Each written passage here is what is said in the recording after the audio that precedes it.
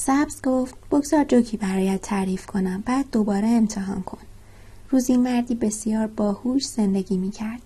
وقتی میخواست سفر معنوی خود را شروع کند گفت بهتر است با تاکسی بروم.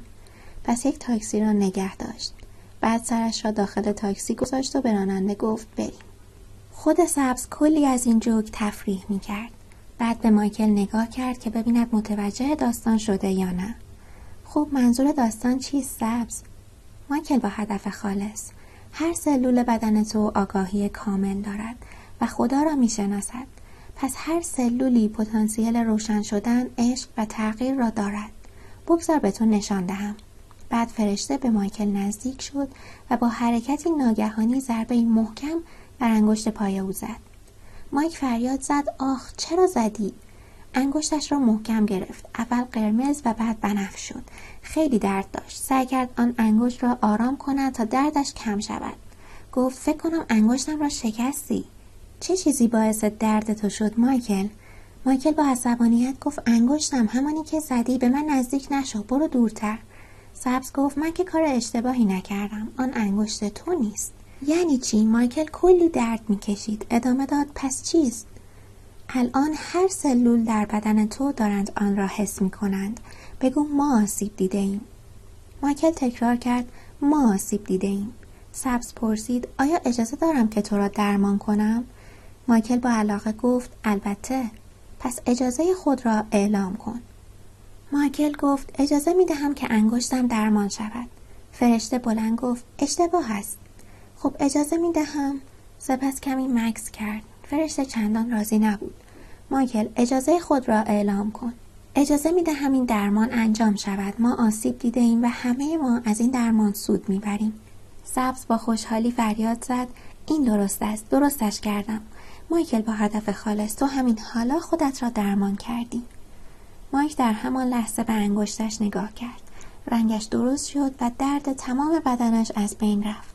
اما آن درد بدنش را تحلیل برده بود. خب باید این را به من توضیح بدهی. موضوع واقعا چیست؟ خیالت راحت باشد. دیگر به تو صدمه نمیزنم. آنچه اکنون یاد گرفتیم این بود که درد در یک قسمت از بدن بر تمام بدن تاثیر میگذارد. آن تجربه جمعی است.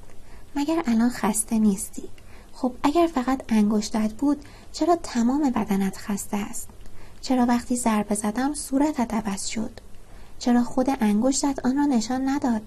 آن خود انگشتت نبود که فریاد زد. تمام بدنت بود. تمام بدنت در آن شرکت کردند. البته منبع مشکل انگشتت بود، اما تمام سلول ها می دانستند چه اتفاقی افتاده است. همین موضوع در مورد گرسنگی، شور و شوق، افتخار و حقیقت درونی صادق است. تک تک سلول ها همه چیز را حس می کنند و از همه چیز آگاه هستند. این موضوع در مورد روشنبین شدن و جستجوی معنوی هم صادق است. خب پس به من بگو روشنی من در کجای بدنم است؟ همان سوالی که سبز اول پرسیده بود. به طور مساوی در هر کدام و تمام سلول های بدن تو. هر سلولی آگاهی کل را دارد. هر سلولی همه چیز را در مورد دیگران می داند. هر کدام از آنها در ارتعاش انسان دخالت می کنند. خب در این خانه تو ویژگی های افزایش ارتعاش را یاد می گیری.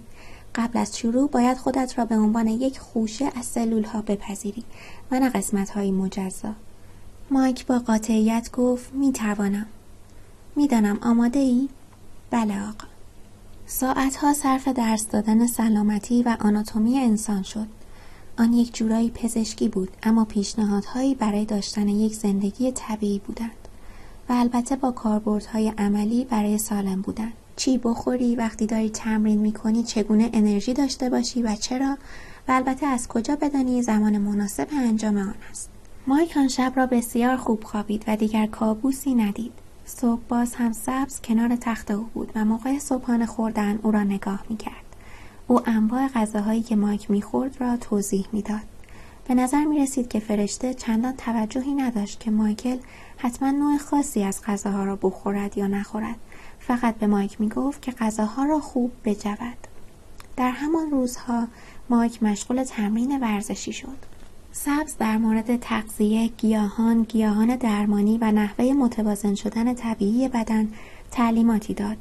مایک از دانستن اینکه سلول‌ها چگونه با هم کار می‌کنند شگفت زده شد.